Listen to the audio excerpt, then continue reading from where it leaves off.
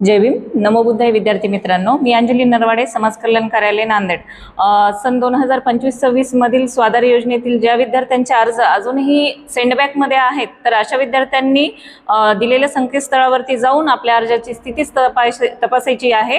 आणि जर आपला अर्ज सेंडबॅक मध्ये असेल तर ती त्रुटी पूर्तता आपल्याला 16 मार्च 2026 पर्यंत पूर्ण करायची आहे. त्यामुळे आपण विद्यार्थ्यांनी सर्वांनी एक गोष्ट लक्षात घ्यायची आहे की आपला जर अर्ज त्रुटीमध्ये असेल तर आपला अर्ज चेक करावा आणि त्रुटी पूर्तता करत असताना एक गोष्ट काळजीने पाहायची आहे त्यामध्ये की त्या ठिकाणी मार्कशीट आणि टीसी ही ओरिजिनल एकत्र अपलोड करायची आहे. बरेच विद्यार्थी काय करत आहेत, टीसी अपलोड करतायत आणि मार्कशीट अपलोड करत नाहीयेत. जर आपला गॅप असेल तर त्या ठिकाणी आपण गॅप पण अपलोड करायचा आहे, जेणेकरून आपला अर्ज परत परत त्रुटीत येणार नाही. एकच वेळेस आपली त्रुटीची पूर्तता पूर्णपणे केल्यानंतर आपल्याला विहित मुदतीमध्ये सदर योजनेचा लाभ आम्हाला देण्यास सोयीस्कर होईल.